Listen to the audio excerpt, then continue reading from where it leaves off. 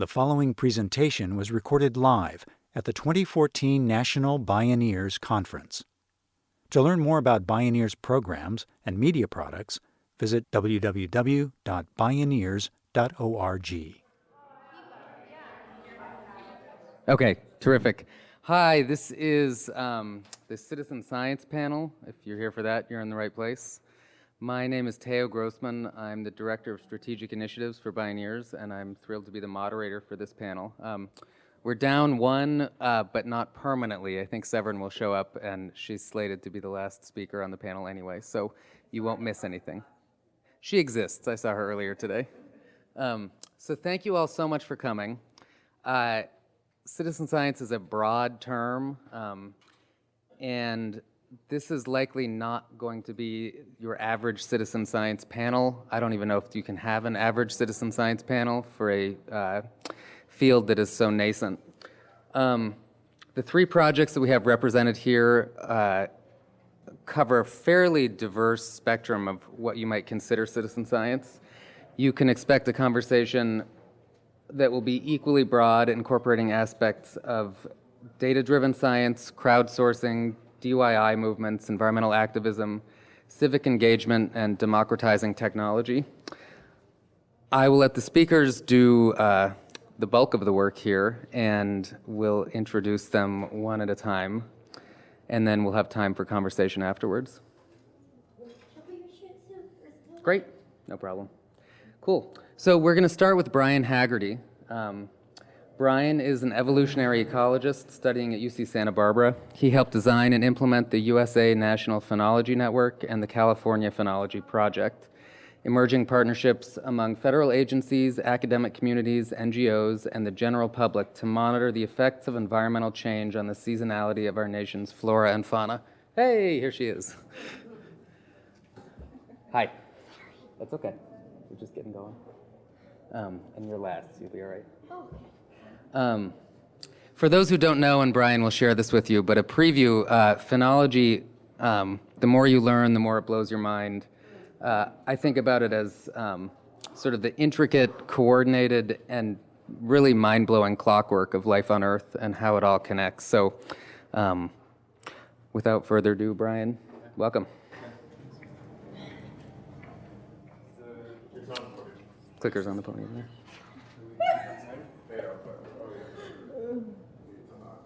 Oh, yeah.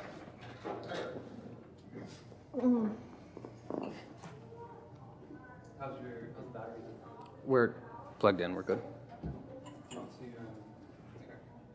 right, well, thanks, Teo. I like how you described phenology as the intricate clockwork of nature. Get used to being a rock star, dude. All right, how's that? Is that better? Yeah. Can you hear me in the back okay? Okay, good. Well, so Teo, thanks for inviting me up for this, and thank you all for coming out here. Citizen science is a really exciting field. It's a really great time to be thinking about this from a scientific point of view, educational point of view, and from community building point of view. And we can really bring all of this together and more using the power of public participation in scientific research. So I'm coming from Santa Barbara. I'm a PhD student at UC Santa Barbara in ecology, evolution, marine biology. And for the past 6 or 7 years, I've been working with a consortium of scientists and educators to create a nationwide citizen science program designed to track the effects of climate change on plants and animals, and also to engage or re-engage our communities in observing nature. That's something that especially kids these days are inherently missing in education systems or even just growing up. And so there's a lot of different aspects of society and life that we're really trying to address in different ways, all through engaging people in making basic observations of nature and sharing those. So what I'd like to do today is actually first start out with a little bit of context and history of citizen science. And then I'll move into what we've been doing at the national scale and what we've been doing here in California too. So, all right. So we tend to think of citizen science as this recent phenomenon, and it is. It's really exploded in the last decade. But actually, there's a really rich history of members of the public participating in scientific research in different ways. For example, that's a little bit small. In China, citizens and officials have been tracking locust outbreaks for over 3,500 years. And in Tokyo, Japan, court diarists have been recording the flowering time of cherry trees for the annual Cherry Blossom Festival for over 1,200 years. And in France, wine growers have been tracking the grape harvest days for over 640 years. These are really impressive long-term records from which we can learn a lot about long-term dynamics and their relation with climate. In the US, we see the legacy of citizen science in a really wide variety of records. So starting with naturalist journals from Henry David Thoreau and Aldo Leopold. These have actually been used in recent years to pioneer different types of climate change research. The National Weather Service Co-op, thousands of volunteers for the last 150 years have collected climatic data across the country. It's the backbone of our climatic data source. The Lilac Phenology Network, again, thousands of volunteers scattered across the country monitoring the annual leaf out and reproductive cycles of lilacs, many of whom were actually National Weather Service Co-op members too. And of course, our natural history collections, such as herbaria. So here in the US alone, we have tens of millions of preserved plant specimens that have been carefully curated and oftentimes georeferenced and digitized. So these resources are all at our disposal. And actually, part of my dissertation is focused on developing new quantitative methods for using these preserved plant specimens to track historical patterns of climate change, specifically in California over the last 150 years. So it's an ancient science, but what we really see is that citizen science is now a burgeoning enterprise, scientific and educational enterprise. And we see this in different ways. It really lies at the intersection of science, education, resource management, public health, and policy. A couple of weeks ago, for again part of my dissertation, I wrapped up a literature review of the citizen science literature. And I was both incredibly excited and completely exasperated by the extent of publications in really widespread journals and fields. So the typical fields that you might think of, ecology and education, and ocean sciences, molecular biology, but also astronomy and computer sciences, psychology, political science, economics, and even more. So we really see a huge diversity of interest across different disciplines, and the way that, I guess what you would call practitioners in citizen science, how they're approaching this common framework. And so this emerging paradigm in citizen science, this new era of citizen science, is really fostering an improved relationship between scientists and the public. And I would argue this is a really important relationship to foster, especially as science is increasingly falling prey to political agendas. And so improving this relationship and decreasing the distance between the public and scientific inquiry is a really important step for all of us to consider. So in this new kind of mutualistic relationship between scientists and the public, citizen scientists specifically, what scientists get out of it, once they train observers, either through in-person or digital collaborations, they can expect to receive a lot of data, which can greatly expand the scope and the resolution of their research projects. And what this is doing is leading to unprecedented opportunities to study broad-scale processes. And when we're thinking about something that these large-scale processes that cross political boundaries, climate change, how are we going to go through the process of climate change adaptation across political boundaries? What do we even know about the ecology and the basic natural processes that cross those boundaries? How can we achieve those goals? Well, citizen science might be one way. In return, citizen scientists gain access to experts for learning about local resources. They improve their inquiry and observation skills, ultimately leading to improved scientific literacy. And perhaps most importantly, is the act of contributing authentic information that's actually valuable. Now, what we're actually seeing is that we're seeing these kind of emerging properties of citizen science in different outcomes for the community. So, for example, where we have citizen science programs that have measured increases in scientific literacy, we can also see greater trust emerge among scientists, the public, and resource managers. We see increased stewardship of lands, both backyard and public lands. And we even see greater civic engagement in conservation issues. And so it's this utility of citizen science and really these broad spectrum outcomes that serve science and society both that is generating a tremendous groundswell of interest and support for a global citizen science movement. And we're seeing thousands of citizen science projects pop up around the world. I think the number a few years ago in the US was over 600 projects have been registered with a group called Citizen Science Central that's based out of the Cornell Lab of Ornithology.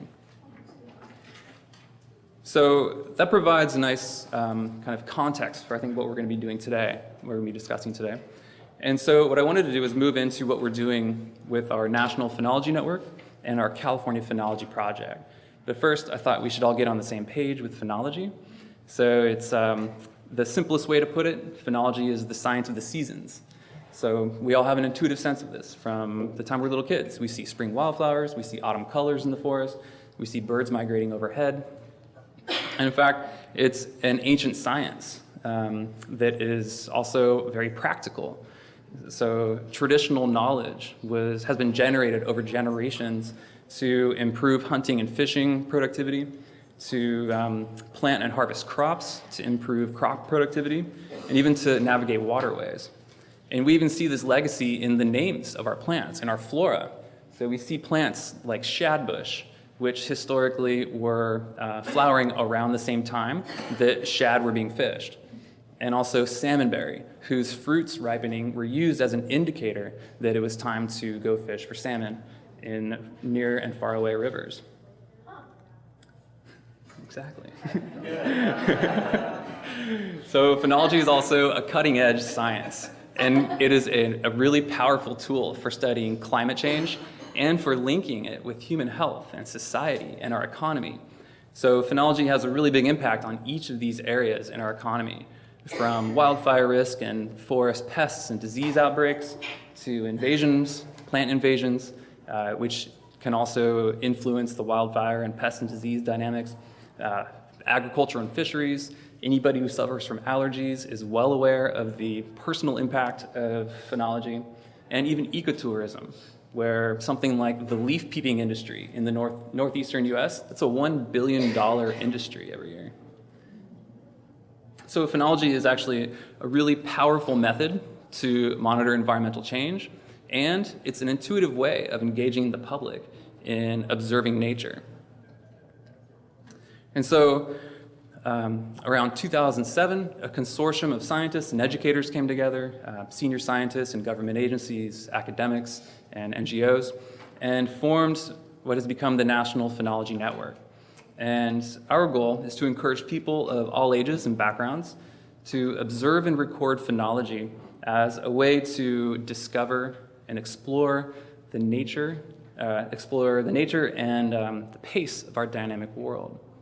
It's interesting, we think oftentimes about learning about the environment as learning about objects. What's the name of that bird? What's the name of this ecosystem or that plant? Phenology is focused on learning about processes. Names kind of come second sometimes. Learning about the process allows us to understand a deeper level of not just science, but our connection with the world around us. So, launched in 2007, it's a federal research program housed within the U.S. Geological Survey. There's a national coordinating office with about 10 full-time staff members based out of the University of Arizona. And there's a 15-member steering committee, senior scientists. And we employ both a bottom-up and top-down approach, meaning that we create the opportunity for programs to be created, and we also engage individuals and organizations that are engaging individuals too. So there's several ways that we can approach describing this network. And so we see our network in leading phenological and climate change research by providing a framework for studying ecology and climate change, by coordinating different scientific disciplines like remote sensing under one umbrella of trying to understand landscape phenology. So imagine trying to combine data from satellite images, from automated webcams, and observational data on the ground. So there's working groups that are trying to improve the meshability of the data. We also foster partnerships in science and education to help link organizations that are trying to achieve similar goals under a phenology kind of framework, support the development of different programs, and of course education is a really big part of this, not just for school kids and the public, but also for scientists. We all need to come up to speed on different ways that we can work across scientific disciplines to achieve this. And of course the monitoring program. So Nature's Notebook is our online monitoring program. And this program, if you want to learn more about it, you can go to the website, the National Phenology Network website. And think of it as Facebook for nature without all the privacy issues. So you can basically adopt a plant and update the status of the plant over time. So to participate, simply search for plants and animals in your area. There's a really simple tool to use. Learn the protocols, how to observe, register yourself, register your site and your plants, and then begin reporting. There's an app for it, so you can enter it right there. The apps work offline, so if you're in a wild area without any signals, then you can report your data and it will automatically upload it for you later on. And so we create, specifically here in California, we've been focusing on getting these coordinated efforts going. And so one thing we've done is created field guides with photos for each of the phenophases or the phenological phases that we're looking to study. Data sheets are really simple. We ask questions and you answer questions such as, do you see open flowers on your plant today? Yes or no? Do you hear frogs calling today? Yes or no? If so, how many? Do you hear one? Do you hear a few? Do you hear a full chorus? So what we're getting is both the yes and the no information. It's really important to see both sides of the story and the abundance. How intensely is this happening? And so in 2013, we saw over 1.3 million observations reported from across the country. And California came in first place with over 250,000. We're very proud of that. And this is all open access data, so you can go to the National Phenology Network website. You can download the data using a tool where you can filter, sort, and choose which type of data for which animals in which region or which partners you want. There's also a data visualization tool, so you can see which phenophases for which plants or animals are happening, and you can actually animate that over a map showing climatic data. And the data are already being incredibly useful in both basic science, applied science, and resource management. So there's a project in the southwestern US tracking juniper pollen production, and this is an integration of satellite data with citizen science data on the ground. Invasive species removal that can be timed with green up of certain invasive grasses, calculating carbon fluxes, collecting plant seeds for habitat restoration or for research, education activities, of course, and even maybe planning vacations. And so since 2007, the national scale program has been running, and around 2010, we really started to focus in California. By we, I mean myself, my faculty advisor at UC Santa Barbara, Dr. Susan Mazur, and a handful of other scientists, mostly in the National Park Service. And so we launched what has now become the California Phenology Project, where we're coordinating scientific efforts across the state in order to understand the effects of climate change on California's landscapes. So our overarching goals are to, or have been, and we have successfully established a coordinated phenological monitoring network that covers a large geographic area and covers key environmental gradients. So what we can do is set up studies where we can monitor the same plant species across a latitude gradient, say from San Diego all the way up to the northwest coast, or across elevation gradients from the valley floor all the way up to the top of the Sierras. And we can study the relationship between plants or animals and climate in 1 year to better understand what we might expect to happen over the long term. And by studying different species and in doing this in a very rigorous way across different ecosystems, we can begin to understand which species might be more sensitive to the effects of climate in the short term, and climate change in the long term, or which ecosystems or habitats might be more sensitive than others. And of course, the ultimate goal is to establish a baseline of data for long-term comparison. So we're doing this with the very long-term vision that 10, 20, 50 years from now, scientists will be going out, remeasuring these plots and the same plants, hopefully in some cases, and contributing to this ongoing long-term data series. Whoop, we hit the wrong button. You can go back on yours. Can you get us back there? Maybe it's a movie. There we go. Great. Okay, good. So the California Phenology Project was launched in 2010 with major funding from the National Park Service, and we've been focusing in the national parks. Here you can see them in red, but you know, the nice, beautiful places: Sequoia Kings Canyon, the Presidio, and the Marin Headlands, Joshua Tree, Lassen Volcanic National Park, and the Redwoods. We use that as a foundation to engage not just the parks, but we would invite in local teachers, local scientists, NGOs, anybody interested in environmental education, environmental monitoring, and we use that as a platform to engage the local community, with the national park being a local hub of activities and a local source of knowledge. We then expanded that into the UC Natural Reserve System. So the University of California owns 38 reserves across the state, and we've been working in 9, recently 10 of those, studying the same plant species as in the parks, using the same protocols, and all of those data are completely compatible. And the last thing I want to share with you is just kind of the big picture of what we're up to and what we've been doing. So in order to achieve these national goals and these statewide goals, we have been running research-related activities, getting this project up and running. You know, I don't have time to go into detail, but it was a very laborious 2-year process that involved many scientists and educators, vetting species lists and trying to figure out protocols and improving the way that we do the science, all under a scientific framework that we created.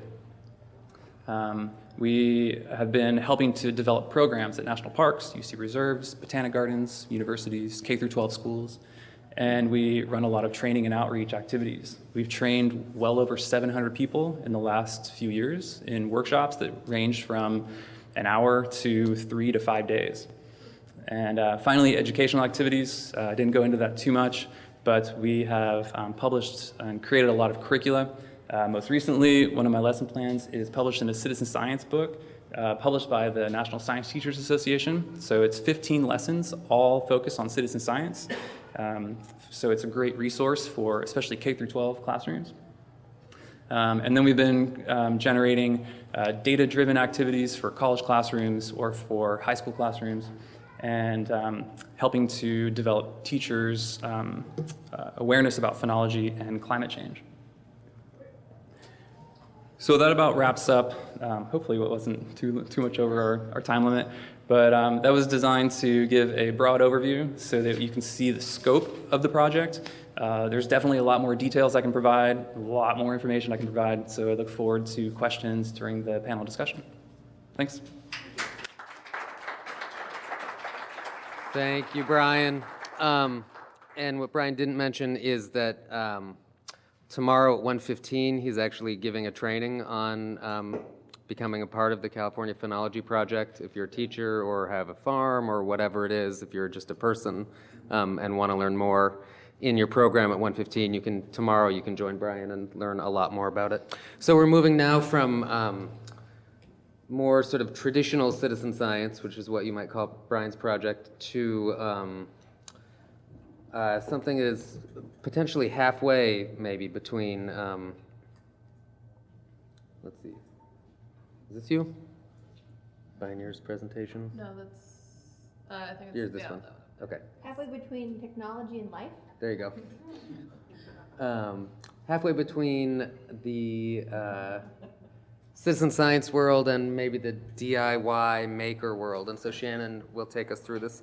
I just had lunch with you and I don't know how to pronounce your last name. Oh, Dosemagen. Dosemagen. Shannon Dosemagen co-founded and is the president of the multiple award-winning New Orleans-based Public Laboratory for Open Technology and Science, which coalesced in response to the BP oil spill and is now a groundbreaking platform and resource for citizen science activism nationally and internationally.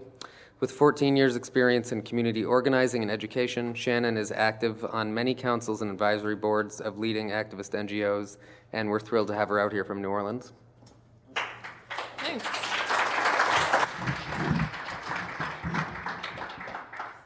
All right. Your microphone so the shadow's not in there. Oh, sure. Lower it down maybe. Thank you. All right, so thank you for giving us that history of citizen science. I think it's important to understand where we came from, especially because my feeling is, I know my talk, and I think Severine's as well, is going to be more of a demonstration of where community science, civic science, citizen science, whatever you want to call it, has gone in the last several years in these really interesting directions. But we, of course, need to know the foundations of where we came from. So, like Teo said, I'm the executive director of Public Lab. We will not use that long name in this presentation because we know that is long. We are a nonprofit that supports an open source community of people across the globe who are interested in creating DIY, so do it yourself, do it together style tools to do environmental monitoring projects with. The Public Lab nonprofit is specifically interested in situations of environmental pollution, so we concentrate a lot on extractive industry work. And we're a community that came together from many different backgrounds. Myself, I'm an environmental anthropologist, a community organizer. We have technologists and hackers, designers. We have biologists and chemists, and people from communities that are just interested in figuring out what's in the air that they're breathing. So I want to give you a bit about my background. I'm from New Orleans, and for a majority or many years of my career, I'm 31 now, I worked in communities like this. So this is a very popular thing that you would see if you were driving, and what has come to be coined Cancer Alley, the chemical corridor that goes along the Mississippi right before you hit the Delta. So I was an organizer in fence line communities, working with using what you'll see in this right-hand corner. So this is basically a replica or a recreation of a low-cost version of an EPA SUMA canister used to take community-collected air samples when there wasn't a government agency available to actually do the sampling. It allowed communities to go directly to the fence line that they lived on, and when refineries decided to send up that massive flare of smoke, I'm not sure if anybody's ever seen this before. Anybody? It is a sight. We call it the midnight sun in Louisiana because they like to do it in the middle of the night when people aren't watching. It gives people the power to take their own air samples. So I was spending much of my time doing this kind of organizing, working on community asset mapping, and this is leading into 2009. When this event happened, we were literally in a car on the way to work with a community, heard the news on the radio that the Deepwater rig had basically exploded and it was sinking slowly into the Gulf of Mexico. And we realized right away that this was going to be something that, of course, as I was working for the Louisiana Bucket Brigade at the time, one of the only oil and gas watchdogs in the state of Louisiana. This was something we were going to have to put our full attention on. One of the things that arose in the very early days of this was that there was a complete media blackout. It became very difficult to figure out what was going on, where information was coming from, what information was accurate. And as we watched and smelled this thing unfolding literally in our backyard, we really didn't have ways to get involved in figuring out how to do our own monitoring or engage in a critical manner. So the first project that I launched was what you'll see in the right right upper hand corner. This is an instance of a platform called Ushahidi. It's an open source crisis mapping platform that allows people to contribute their own reports about what they're seeing. We would run outreach teams into southeastern Louisiana, to Mississippi and Alabama to work with people on contributing information. It was an interesting platform, but really it wasn't enough. We would be walking beaches, we would be out on boats and seeing things like tar balls and very kind of orangish clay that would be floating up alongside the boats. So ideas started popping up in our head about all these different tools that would be really excellent to have available, but simply weren't, either because there was a lab that was involved in part of the process, or tools were simply at a price point not accessible to us. So the very first project that we did in the Gulf region was we started launching kites and balloons. So this media blackout that I mentioned also meant that planes were not allowed to fly below 3,000 feet, making it really difficult to collect images from above. So we went from the bottom, from below, from the grassroots. We took to boats, we took to beaches and the wetlands areas. We worked with over 250 people from across the region, including shrimpers, fishermen, fisherwomen, college students, community residents. And we launched these balloons and kites 1,500 feet to 2,000 feet in the air to collect images of the spill as it unfolded across our coastline. So this was the basic moment that started Public Lab. And since then, we've grown, like I said, into a large organization. We have over 15 chapters across the world that are working on using different Public Lab tools. We have a number of different tools in our suite or our toolkits, including pollution sensing spectrometers, oil testing kits, water quality monitoring tools. It's a very broad range. I'm going to focus primarily on this project as we go forward, though, just for sake of time, and talk a bit about our community methodology. But first, so I want to just point out two of the reasons that we decided to form Public Lab. There are lots of citizen science projects going on in the world, tons. Two of the problems that we saw with the way that people were not allowed access to either these projects or these tools was first, as I mentioned before, that tools are not created at a price point that's accessible to the everyday person, me, you. They're typically made available at a price point that is for corporations, for governments, and for research institutions. So making it, in essence, really impossible for myself, community organizations, NGOs to get involved in doing their own monitoring. The second is that we were seeing the research process being non-inclusive.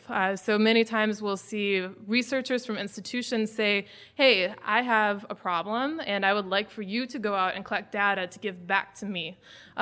Problematically for us, we were not seeing people being included in what we like to call the full data life cycle. So understanding and identifying what the problem was, working on what the tools are, how you're going to collect data, how you're going to analyze data, and then how you're going to use it for advocacy purposes. So Public Lab, I also don't like to use the term citizen science necessarily. We many times call ourselves a civic science organization, a community science organization. I'm up for suggestions if somebody out there has another one that's very inclusive and transparent. But these are some of the points that we try to bring into our process. Like I said, we want people to be involved in every step of what they're working on with other people. We use open source licensing so that our tools can grow in ways that are beneficial in different local situations. And we also want to create and have created a space for different expertises to be recognized and to come about. So it's not just a science expert, somebody who has a PhD in biology that's leading a project. It's somebody that also knows likewise about their local river that is working in coordination with a number of different people to solve problems that they have come up with. So going back to balloon mapping and kite mapping in the Gulf of Mexico, this was the basic kit that we started using. So this kit helped us to collect hundreds of thousands of images. This kit costs below $80, and we used 3 of these by a kind of lending library structure where people would pass them back and forth when they were needed. It's basically a chloroprene balloon. In the left-hand corner, this is one of my favorite parts. It's the top of a 2-liter soda bottle that helps you to stabilize your camera. We would use $30 to $40 point-and-shoot cameras. Many times you would find in a junk drawer that you hadn't pulled out for many years, and kite reel or kite string. So this is what the rig would look like when it was up in the air. And like I mentioned, using this process, collecting all those images, we also were able to create a community archive of hundreds of maps. And we're able to map over 200 miles of coastline and waters during the BP oil spill over a set duration of time. It was, I think, between May and July. And so the reason that we were interested in doing this, I'm sure some of you in this room work for NGOs. I was an NGO worker at the time. We're very used to having to beg for data from things like this, the Emergency Response Management Agency, which gives us these very blurry satellite images, especially, this is very regional, but during the summer in the Gulf of Mexico, cloud coverage is such that you don't even get these images. So this image is from July 22nd in 2010, and it shows on the two banks where there's red lines, heavy oiling, and where there's a neon green line, it says that there's very light oiling. With community-collected images, exact same day, July 22nd in 2010, we see a much different story. It's way more difficult to differentiate between if there was heavy oiling in some areas, light oiling in other areas. So this was a way for people to contribute a different narrative to what was happening to the land around them, this being a very important area for oyster fishers.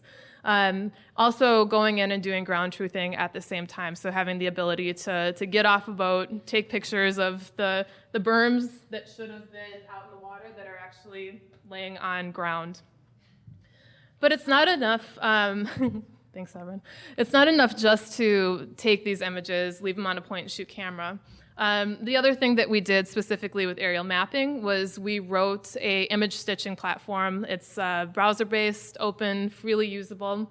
And this was a way to take those raw data images, those pictures from your camera, and translate them back into languages of power so they were more applicable to a broader audience. So I'm talking about geotiffs and JPEGs. We also, like I said, created an archival source that would give you all of the data, all of the metadata that went into each of the images. So here's a completed map from days after the spill that shows oil coming off the Chandler Islands. It gives you all of the geo-coordinates of where images were taken. It gives you the names of the people who were responsible for taking the images, those who were responsible for stitching them. It gives you over 5 different formats. You can download and access this image in and use it. And below, if we scroll down, there were videos and field notes and stories from the people that were capturing those. In Louisiana, in many areas, this is not enough. So we're constantly thinking about the tension between low tech, high tech, and what it means to go back to our roots and use things such as paper maps to reach a broader audience. So we do something called the Grassroots Mapping Forum. So we were releasing paper maps of the Gulf during the oil spill, distributing them to gas stations, to marinas, to fishing clubs along the Gulf so that there would be better access to information. All right, so I'm going to just talk through some of our points that wind through many of the different projects that Public Lab has. I think that will be more interesting than me going through our tools. And I hope we see these as principles that can be applied in lots of different communities, not just in communities that are creating tools or environmental health communities. So maybe some principles that you can take away with you. The very basic one that I talked about in the beginning is to engage researchers, not subjects. So never to think of the people that you're working with as points for data collection. Always to think of them as co-researchers, whether they're a 2-year-old boy or a 90-year-old woman. Pulling complexity off the shelf. So taking very simple consumer devices and doing minimal modifications, very simple hacks, can take this camera that you might have, taken family reunion pictures with and make it into a data collection device. So this is the camera that we use when we're aerial mapping. This is the camera that we open up and we take out a sensor and we replace it with a filter and we create a near infrared imaging camera so that you can read the health of plants. Very simple. Building in openness and accountability. So Teo and I talked a lot about drones over lunch. So on the right-hand side, I have a picture of a drone and a satellite, both initially built for stealth and invisibility, for the unseen. On the right-hand side is what we think of when we see civic science as a process. So there's a massive red balloon in the air or a bright 9-foot kite that is flying above you.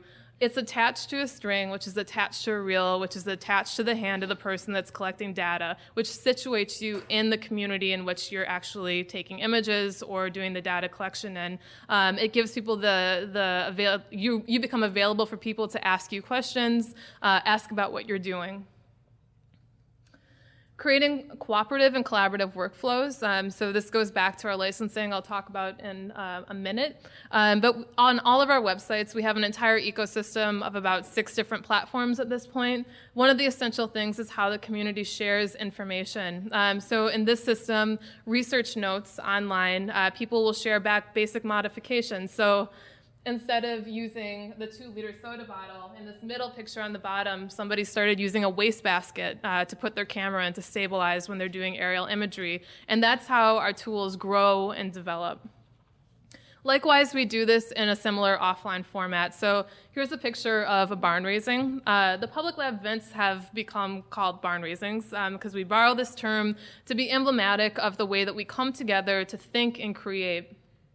So we meld into the hackathon model, but we don't want to take people to a university or a community hack space or a maker space. We're interested in taking people out to the site that they're actually going to be working at. So whether it's at the Plymouth Nuclear Power Plant in Plymouth, Massachusetts, as we did in June, or in a month we'll be going down to Cocodrie, Louisiana, where you see oil and gas pipelines coming out of the wetlands and shooting off flares. This is where we like to situate the making that happens in public lab. So we get people together to think about not only the tools and the techniques they're interested in, but also the ethics behind participation, the ethics behind using balloons and kites to take pictures, how we can build in education models to our community. We maintain public data archives. So this is a different tool. This is Spectral Workbench for our spectrometer. A spectrometer basically reads rainbows and tells you what is in a sample like water or soil. And so what we do is we create archives for all of our different systems that are freely available, that allow people to upload their samples, to pull in samples from other databases. Mainstreaming true accountability. So one of the steps that goes beyond the public lab archive is that we, way back during the oil spill, began working with Google Outreach. So now if you go into Google Outreach, in this red circle it says Imagery Public Laboratory. If you clicked on that, it would take you back to MapKnitter, where all of the metadata is for each of these maps. Metadata meaning, again, who made the map, who stitched it, what resolution it's at, all of the individual images you can access. And so this is something that's available to any of our community members that decide to release their images into the public domain and say, yes, I want this freely available for people to use. So one of the most important components, I probably should never leave this until one of my last slides, is to protect our openness with viral licensing. So we're the first community our large-scale community that picked up the CERN open hardware license. So likewise with the Creative Commons licenses that protect software and online materials, CERN protects our hardware. So what this means is that what we request of people is if I gave you a soda bottle rig and I ask you to make a different model of it, or you decided I'm going to make a slight change, we would ask you to share that information back as a way that our community then grows. So these licenses protect any user upstream from actually being able to patent or disallow modifications to happen. And this is a very essential component of the way that Public Lab works together. And because of that licensing, we make local versions of tools. This is also one of the key components of how Public Lab has grown, is that all of the materials that are in each of these tools, from our balloon mapping rig to our spectrometer, which started as a VHS cassette tape, a broken DVD, and a webcam, they all are things that can be found in your recycling box, in a local hardware store, things that are accessible. So just as a last for instance, that picture here, this is our very first instance of using a stabilizing rig in the Gulf Coast. You'll see the cardboard wings. Has anyone ever been to the Gulf Coast and felt that humidity? It gets wet. The air is very wet. So when we sent this up the first time, what I saw when it came back down was melted cardboard wings that had not stabilized and done their job. Because of that open source licensing, the second down on the right-hand side, that green bottle, it's a very simple switch, and it may not be impressive, but it basically revolutionized the design of how our stabilizing rig came together just by putting on plastic wings that would help it to spin slower and keep it more stable. So these very minimal things are essential to the work that we do. All right, so that's all that I have for you. And I think Severine's on next. Thanks.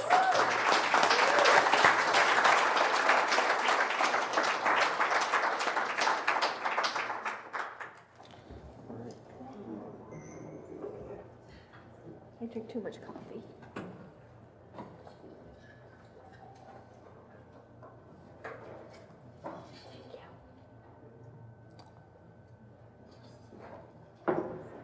Yes.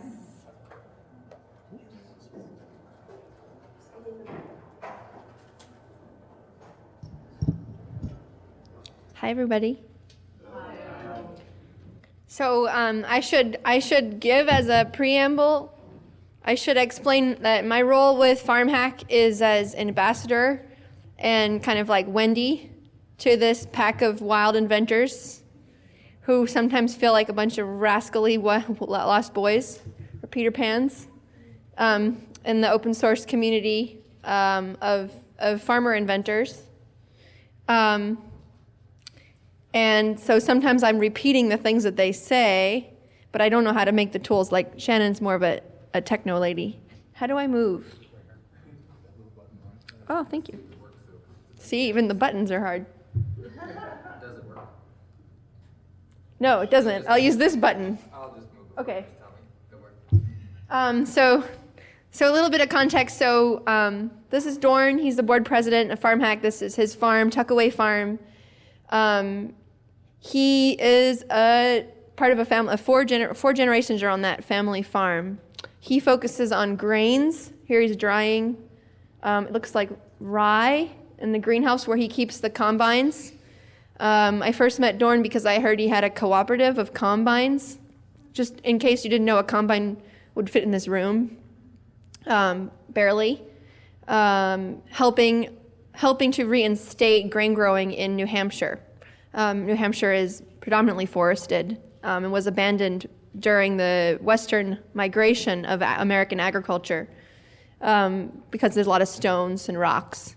Dorn is interested in field work. Down below you see that same rye being rolled. Oh, the roller's out of the shot. But anyway, there's a Rodale Institute created an open source tool, which in fact is one of the first open source hardware in agriculture projects, to roll down the rye to create a mulch, crimping the rye to create a mulch on the ground, which then you can drill in the next crop. So it either you're doing it before it's gone to seed for a mulch crop, or you're doing it after you've combined it with residue. So this is, again, we're transferring out of a GMO herbicide-based no-till system into a living mulch-based no-till system. Again, there's a lot of benefits to no-till in terms of the integrity of the soil. Another set of experiments that Dorn engages in are on the left here. This is his little drone. Not drone, but little airplane. And he is monitoring here test plots using the infrared technology or near-infrared hacked camera of public labs, monitoring the application of biochar. which is a homemade charcoal that instates it creates a state change in the soil. Sorry, I drank too much coffee. I'm like shaking. And to see what those different application rates are doing to the crops using this overhead monitoring. So a little bit about the people in this team here. Some of our community are startup farmers. So that is a particular group who have particular needs. And FarmHack is really a relationship between the people who have those needs and between the tools they use to fill those needs. And their goals are usually to stay viable, to save labor, save money, save their back, save time, save money. I said that already. And also, of course, save the environment. Almost everyone in our community is committed to sustainable agriculture, to decentralized and local agriculture, to selling that food directly in the local place. And so because we don't compete with each other for intellectual property, we're all growing food for our local community. Our economics are based on producing food, not technology. So we can freely share our technology in an open source way and benefit, obviously, in the same way that in the open source community, we benefit from sharing code. Within the plant breeding community, we benefit from sharing germplasm and the heirloom varieties, which we have as a lineage from our ancestors. Yeah, this is a really cool tool. I'm going to just kind of tell you about some of the cool tools, but this is a paper pot that was developed. A paper pot, it's like a honeycomb of paper, and you can pot up your little lettuce plants in there, and then it's an applicator that kind of like zooms it into a little furrow. So that's a demonstration of that. So those are our community. This again, I had my slide from yesterday, but repurposing tarps, everything from very, very basic, how to find the tarps, how to make sure, if you get the tarps with more color in them, they actually last longer, all the way up to into the robot stuff.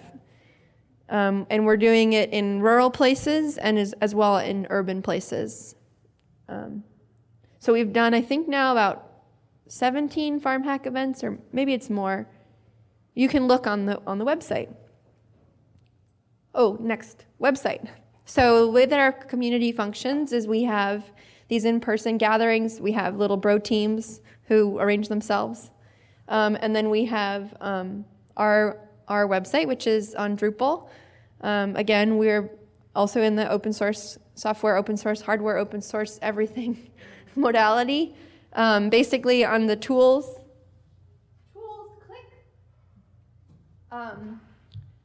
People are able to post their tools. So then you have the image of the tool, what does the tool do, all of the descriptions of how to make the tool, of what the components are, of long chats of forums, for those who like forums, back and forth around, well, I wanted to make it better like this, or actually, so that you can see here, they're using lumber from pallets, or no, not lumber from pallets, but drain pipe and rollerblade wheels to create the root washer. Next. So we have the tools, then we have click. Shops is a place where different organizations and farmers, NGOs, and projects and companies can post their open source tools. So Green Start, that's Dorn's NGO. Greenhorns, that's my NGO. Dan, who's also on our board, he's the Stone Soup, he's doing horse tools on there. NCAT is our valuable lineage from the 1970s of the open source tradition, the appropriate technology tradition here, and beautiful microcosm within the USDA. If you don't know about NCAT, they have amazing open source production manuals and PDFs on sustainable pork, sustainable blueberries, all you want. Our friend Grant Schultz in Iowa, who I mentioned yesterday, it's his logo, Versaland Farm. The Vermont Sail Freight Project, which was the sailboat we sailed from Vermont to Manhattan. We sold $60,000 of food, and it's made out of 13 pieces of plywood. And that whole thing is, anyway, blah, blah, blah. Sorry, one more back. And then Apatronics, that's the first kind of company that grew out of FarmHack. It's an open source hardware and Arduino-based sensor system for monitoring your greenhouse. So again, it's open source, and you can also buy a kit. So it's not to say, oh, everything is give it all away for free. It's to say, I'd like to share with you if you're inclined to get into the data and into the weeds and into the design process. But if you just want to buy the damn thing, give me an email and I'll sell you a kit. There you go, next. What's UVM's contribution? There's a FarmHack Club at University of Vermont. University of Vermont obviously has a huge sustainable ag program. And there's also a really wonderful program at the vocational school, Vermont Vocational School in, where does the cows come from again? Marching of the Cows is Brattleboro? No. Brain. Let's talk after, if you want to know more about Vermont. So these are some of the tools. Again, there's kind of different threads through the FarmHack community. So we have the sailboat, an oat dehuller, vacuum seeder for doing much more lettuce, a lot around lettuce, a lot around bicycle-based tools for lettuce. Our friend Rob Brock is like the bicycle lettuce king. He grows like $100,000 worth of lettuce a year, all with pieces of welded bicycles. And propane weeders. This was his prostate weeder for laying down like this and then pedaling your way forward, which had some issues. And then that there's a whole generation of tools where the traction, the power, the horsepower is a horse, but then when you want a PTO, when you want to be actually churning with some more power back here, on the forecart you can have a little engine. So for the Amish and Amish inclined.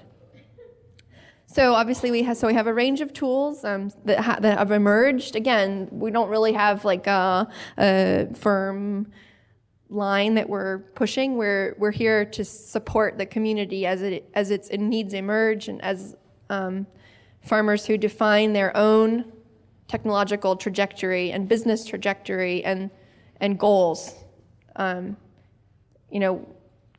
Have projects they want to do. So we have little hardware, we have big hardware. As I was mentioning, that little robot, the Arduino program, that came about because 3 years ago in March, it was 80 degrees on like March 11th in the Hudson Valley, and pretty much every farmer lost all their onions because the onions are, as I'm sure you know if you're a CSA farmer, they're out there early and they take a long time. So they're sitting in the greenhouse and you're off being a crazy busy person. And when it gets so hot, it sizzled them all into nothingness. So that first Arduino was made to just send you a text message in your pocket. Hey, your greenhouse is this temperature. Run back there. Again, we're talking about startup farmers who are resource constrained, AKA broke, and who are often using shared equipment, inadequate facilities, using the greenhouse of a church, or in this case it was a greenhouse of a Christian camp.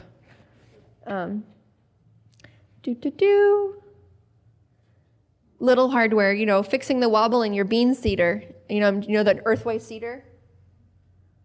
No, don't have enough farmers in this room. The conference needs a farmer rate.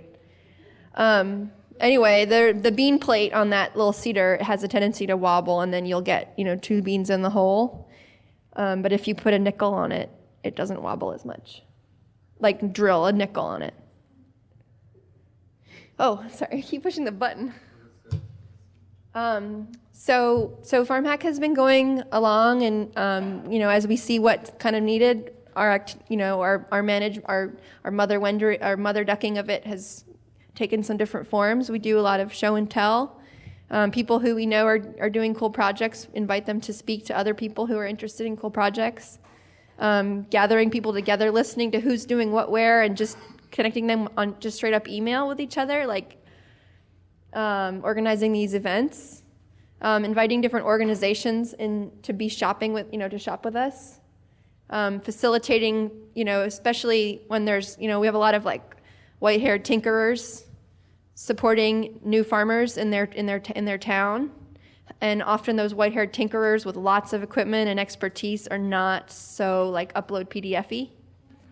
So much of the work is facilitating the upload of that information. Next. So we see this work, this building the tools and the skills and the infrastructure for distributed food production all around the country. The South was really, this is from Fortune magazine, after the kind of dissolution of the plantation farm economy in its first iteration. The second major economy after slavery and cotton in the South was heavy industry, of which Shannon has told you the outcome. So what is the infrastructure for regional food production and regional energy production?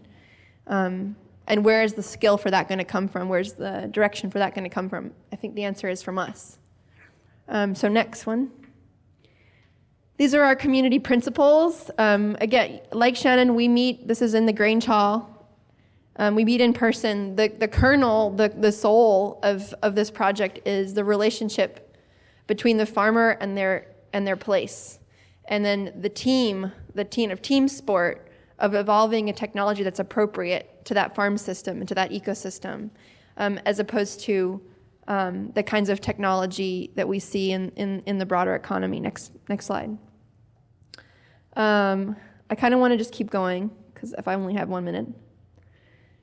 I have 2 minutes. So, farm hack in New York. We, work with Build It Green, who have a really awesome hack, which is they can salvage these old scaffolds. Once your scaffold has been used a certain amount of times, it's junk, even though it's untreated, beautiful locust wood, perfect for raised beds in the city. Let's keep going. One of the principles is use biology whenever possible instead of, technology. So we're very interested in tillage radishes and perennial, rye cover crops. Again, the root washers. This is us displaying at the Maker Faire. This is a washing machine turned into a salad spinner. This is low-tech bioremediation with wood mulches and inoculation in Gowanus Canal after Hurricane Sandy. And we had a farm hack with 60 people on bicycles a week and a half after Hurricane Sandy, and zooming around for 2 days, looking at all these remediation projects and watching all these people waiting for 7 hours in line for their gasoline. We were like, where could you not go in 7 hours? On foot, moving. For those who might give us a grant. This is some of our outcomes. Next one. So it's been amazing. We started doing this thing, and then we discovered it's being doing everywhere. Maya Petal is a really famous early appropriate technology integrated into sustainable and agroecology, doing a lot of milling in Guatemala. There's guys in Italy. They're in France. The guys in France, we got an email. I didn't get an email. I had a Google alert out. And I saw a headline said, Ils sont fous comme nous, which means they're crazy like us. So they had discovered us and were blogging about us, and then I read about them. And then I went over and visited, and they're in an old paper mill. Anyway, they're so cool. And then they came over, and we toured them around, all the different farm hack farms in the Northeast. They're doing trainings. They do trainings with a little truck, and they did training in Quebec. Next slide. I have a publication coming out in 2 weeks called the New Farmer's Almanac, and the theme of the publication is agrarian technology. So for a lot of us who are entering into this understory of the new economy, and putting our lives as direct action into building that new economy from the bottom up, we have a complicated relationship with technology. And so most of us have a smartphone in our pockets and have been staring at that internet since 6th grade, but we are very aware of how technology concentrates power and creates inequity. and the fact that that smartphone was made by people at slave wage labor, working for huge multinational monopolies, and of course mining all the materials for our so-called open, free, everything nice world in the digital cloud. So that's a very important part of this discourse around technology. So, SketchUp, which is a useful tool for building, used to be free. You can make it online, design online 3D things, and then you could print them and you can send it to a fab lab to make it with metal. Well, that was bought by Trimble, who's now working integrated with Pioneer and DuPont.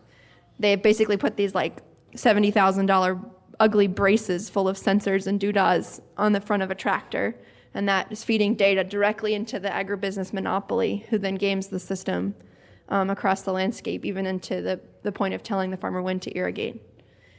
So that's now in prototype, that Trimble tractor thing in America. Instructables also was bought. Disney sponsored the Maker Faire.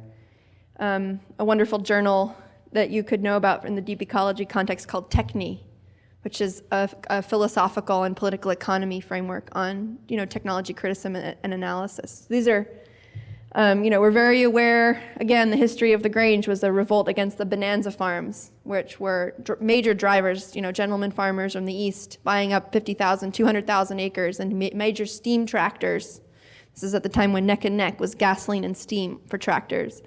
And it may wrap it up. Bonanza farmers. Next slide. This is a woman. Her name is Ada. Ada. So we're really glad to be part of a community of people who are focused on applying our principles and our agency to the process of improving the terms of production for the source of life. In our case, food. These are the projects that you should know about if you're into this stuff. The end. I think there might be one more slide, actually. Oh, yes.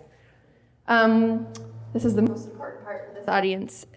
We have 2 farm hack events coming up here on the West Coast, which I'll be at them both. Maybe we can leave the slide up for a second. You can write down their email address. The first one is focusing on sensor-based irrigation management, meeting water. And then the second one is on fuel alcohol, an amazing place. They have a distillery that creates fuel alcohol to fuel tractors out of agricultural residues. And in this case, the feedstock is pressed wine grapes. So it's a waste product of the grape industry, which I told you about in Mendocino.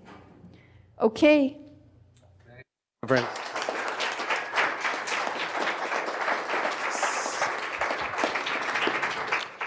So we have, cool. So we've got 20 minutes for Q&A. And there's a microphone in back, or you can just shout it out and I'll repeat the question so we have it on audio. One thing I just want to mention while you can sort of think up the questions is, it's fascinating across all these different projects, and we've had quite a little journey from phenology all the way to grain alcohol for tractors just now. Is that the relationship, citizen science and scientific work is often, the technology and the research is often kind of up front and the big part of what people think about. I think one of the big takeaways here is that a lot of this, at least in this, as it relates to environmental and social issues, a lot of this boils down to the relationship between people and place, and how people care about and understand and want to relate to their places. And I think that's a through line going through all these 3 presentations. So if you have any questions, are you back there? And then we'll go with you. So how about in the back and then in the front? Sure. My question is for Brian, or anyone, but specifically for you. What does phenology on the farm, as opposed to a park or preserve, what does phenology on the farm specifically look like? What kind of parameters are you examining?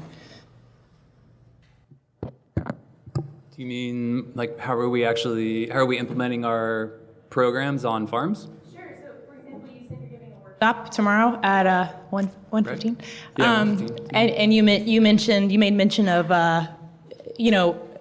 teaching people to look at these parameters in different areas, and you mentioned farmers too. And so I'm wondering, right. Aside from bird species and so on, the things that you would track in a broader areas, is there anything specific to agricultural land that is important to your group? Definitely, in different ways. So one thing we realized pretty early on in working with some folks in the Department of Agriculture or with NGOs is that the predictive capabilities of agriculture are much better than our predictive capabilities for wild systems. And we can look to the kind of precision of some of those systems that are already set up for farming to try to learn how have they honed in on the kind of phenological knowledge.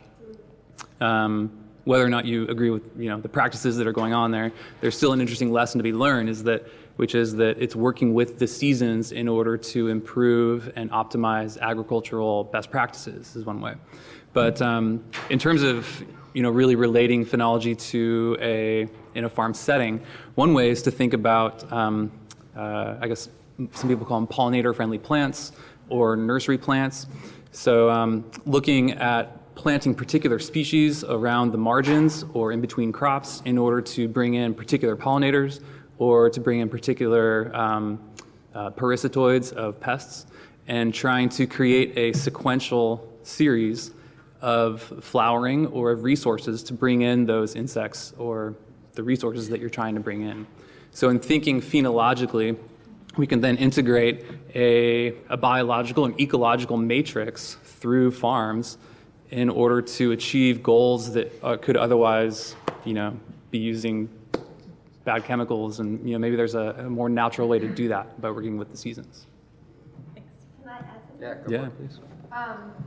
A lot of the work in the insectary world and what's called biological control, or used to be called biological control until they lost a lot of their funding, and a lot of the funding that does still live is living in ecological grape culture. So like Mendocino County is kind of like world headquarters for biological control research and planting these fabulous insectaries, these ribbons of wildflowers through the vineyards. Wonderful humans in that department. And that's not because the wine grapes are good necessarily on the land, but because people can make money in wine.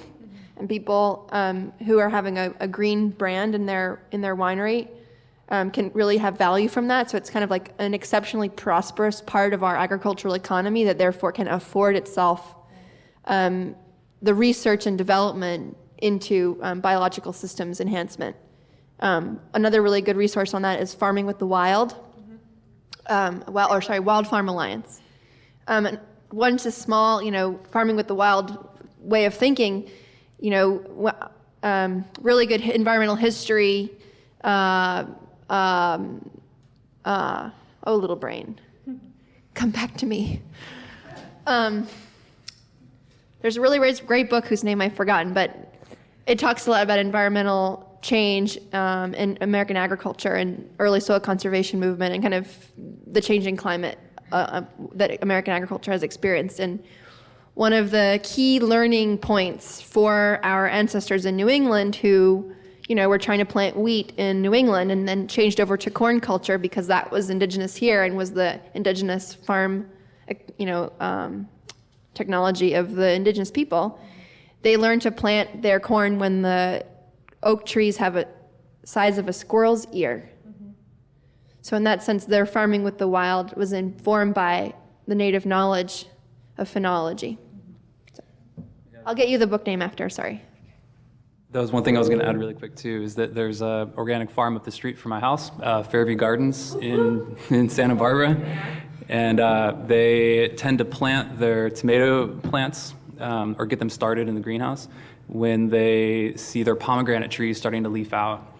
And that's something that has been learned through, like that traditional knowledge method that I was talking about earlier, just through a handful of maybe 10 years or so of just the farm managers keeping an eye on it and trying to figure it out. And so planting by the signs, what you and Severine are talking about, is there, are you leveraging that information right now, that observational information from farmers and gardeners in anybody's group right now? I think if anybody in the audience wants to help in that route, then we should start doing that. In the front. Okay, this question is for Shannon, and I came to this because I'm a political activist who's always trying to involve citizens in social and political change. And it's often very hard when you have a government and industry in cahoots against you. And there's no better example of that than the use of BP's use of Corexit and the Coast Guard's allowing that to happen. When Billy Nungasser from Plaquemines Parish was on Rachel Maddow every night talking about this, and the woman who was part of the Exxon Valdez, I forget her name, was on every night talking about this, and yet it happened, and now, 4 years later, we're having the inevitable results of the use of that Corexit on the oil workers and the fishermen and the people who are just out there trying to save their communities. So what I'd like to know is, with all the wonderful work that you have done with the mapping and everything, has any of that been able to make a difference, either in the process as it was going on or in future regulations for what's going to happen? And can you just give some examples? Sure. The BP spill case is difficult because a lot of the data is still tied up in the NERDA process and will be for the. NERDA?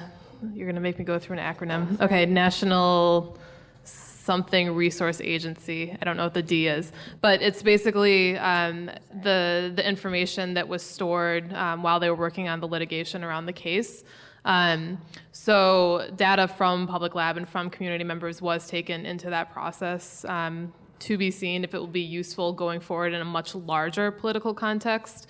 To give a for instance in a couple different cases where there isn't that massive disaster that we're dovetailing off of. We've had community members in Plaquemines Parish working around the Ram coal terminal that took aerial photographs of pollution coming off of a coal conveyor into the Mississippi River on what's called a good weather day, so a day that there were no storm conditions. And so that's currently imagery that's being used to litigate around that case. We've had people in the Gowanus Canal in Brooklyn, New York that have utilized images and data that they've been collecting around the EPA Superfund cleanup process to get people on the Citizen Advisory Council. So we look, going back to what Teo said, at very localized instances as some of our larger, kind of community objectives and outcomes. So. Can I encourage you to use the microphone? Yeah, since we're recording? Yeah, if you can use the mic. Well, I'm pretty loud voiced. Just go ahead and use it. We're recording. You can queue up here. Maybe queue up behind the mic for the rest of the questions. I'm a native Californian, and I wanted to ask Brian if his research shows anything about the effects of climate control on California. Not climate control, global warming on California. Do you mean, well, so our focused data collection efforts in California have been going since 2011 and really 2012. Took a year and a half to really get up and going with our California Phenology project. So with only really 2 years of data, that's not enough time to see climate change as we think about climate change. We can see climate variability, climate variation, and we can see how plant phenology is responding to climate variation. And we've set up the scientific framework so that we can see the latitude and elevation effects that are of climate on plant phenology. There are, however, a lot of studies that have come out, especially in the last 10 years or so, that describe the effects of climate change on California's flora and fauna. A really fascinating set of studies was done. Quite a while ago, 60 years ago, Joseph Grinnell did really extensive natural history, mostly animal observations around the state, and those were completed again, the same transects and the exact same locations, and it took about, I think, 3 or 4 years to do that, and results are being published over the last couple of years. And so what we see from that is that geographic range size of some species is, say, moving up a mountain to track the climate envelope. Others are actually moving down the mountain. Others are expanding both ways or contracting. Other research from other projects have also shown that plant ranges in California are doing the same thing. That some species are moving up the mountain in order to track a climate envelope. Some are actually moving down in order to get closer to water, essentially, and tracking water resources. So there are some patterns emerging in terms of which plants we think will be more sensitive to these effects, which might be more impeded to being able to migrate over time. But it's really, it's a very large body of literature, and our project right now can only focus on the short-term effects of climate on plants. But in 5 to 10 years, we'll have a much better idea about the longer-term effects. Brian, I have a question about reciprocity in the process that you described. In the projects that you described, it obviously is for the good of us all, and you're employing your research ideas and asking citizens to be worker bees and go out and collect a lot of data for you. Is there also a feedback process where citizens create their own scientific agendas and ask for mentorship in exploring those? Yeah, absolutely. So that's an aspect that I didn't cover because of a short time period. But the community organizing component, or the community science or civic science, what we have done is created a framework, or created the ability for individuals and communities to self-start, to run their own projects and focus on whatever it is that they want to. A particular plant, a particular animal, trying to link that with, say, water quality, and looking at how, as water quality changes, how do riparian trees respond to that? So there's a lot of different ways that could be integrated. And so some examples of that would be where urban phenology trails have been created by, say, like an individual person or like a family. And they just set up a public trail, meaning it's a sidewalk through a city, and they monitor several plants along the way. More and more people get involved, and so that becomes then what people would call a community of practice. Now, focusing that onto a particular, say, conservation issue, or some of the concepts that were talked about, is something that we want to know more about. Are people doing this more often? The National Coordinating Office is fantastic about helping people in any way that they need in order to get programs or projects up and running. So all of the resources are there. So it's just a matter of who wants to do what with the monitoring protocols. And there's a lot of experience between all of the people involved in our California projects, with all the people across the country, botanic gardens, universities, K-12 teachers. There's so many different types of people involved that there's resources locally that people may or may not know about, and there's also regional and national resources too. Hi, my name is Roger, and I work with the California Environmental Protection Agency, and I work with a lot of EJ communities throughout the state. One of the things we've done is help launch a bunch of Ushahidi-based community networks, reporting networks. They're called IVAN, Identifying Violations Affecting Neighborhoods. And I have a lot of questions for you guys, but first couple are for Shannon. So I'd like you to speak a little bit about the need for community monitoring, why it's important, kind of filling in the cracks and gaps for government and our failure to do that more effectively. But more importantly, does your organization provide guidance and protocols for communities to, number one, protect community members who are actually doing monitoring or taking samples, Number two, to standardize the quality of that information so that it can be used in court or it can be used more effectively to create change. Because myself, one of the things that I've experienced and I try to advise community members is absence having those guidelines established, either at a statewide level or at a national level. It poses hazards to community members, number one, health and safety issues.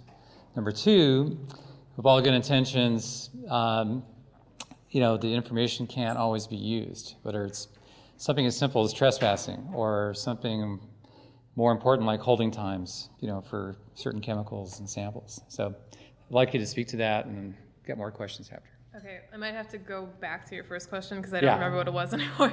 Yeah. So I'll start with the second one. So yes, we build in social methodology to all of our projects that give people a groundwork or a framework for how they're approaching a problem or a specific situation. So, speaking about being on the fence line of a refinery, for instance, what the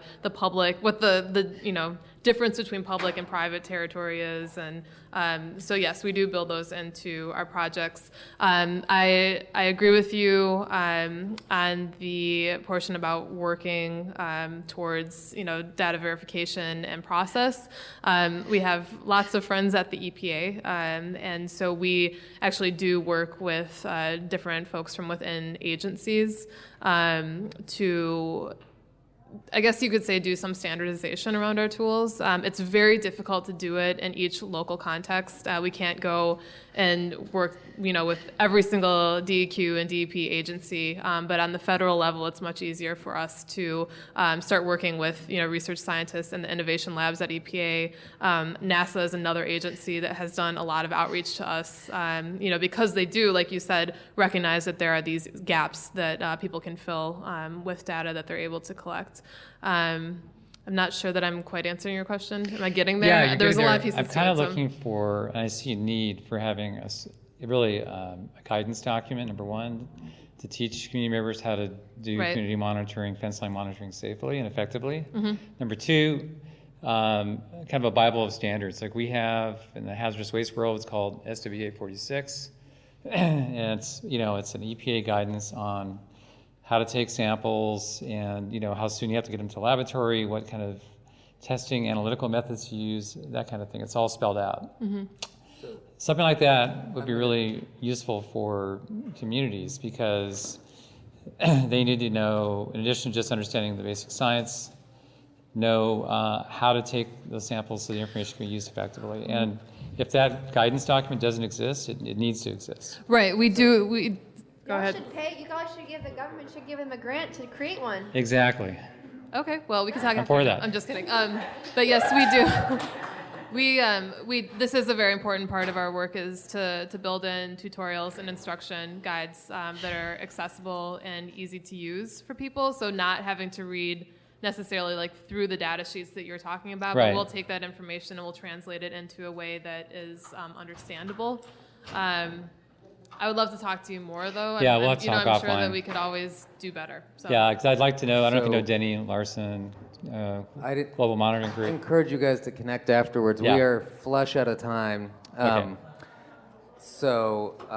I think he had a question. If you have one quick question, you're right. Quick question. How important is quality control when it comes to collecting your data in a citizen science? Do you need strict quality controls when it comes to data collection, I guess? Objectives of the project. If it's purely to, an aesthetic project or purely to get students or the public, anybody involved in just participating and doing something, then it's the participation that's important. If they're destined to be scientific data, if we're trying to get a rigorous program out of it, then data quality, that is the key feature. And so there are ways of, actually one of the main focuses right now in citizen science or public participation in scientific research is trying to figure out how to design programs in a holistic manner in every step of the way so that data quality and data assurance can be managed along the way. And that's from training materials to the monitoring materials and protocols to data entry to the way that data are managed in a database, as well as how data are downloaded on the backside. So there's it's a big focus right now. Great. Thank you all so much for coming. Thank our amazing panelists.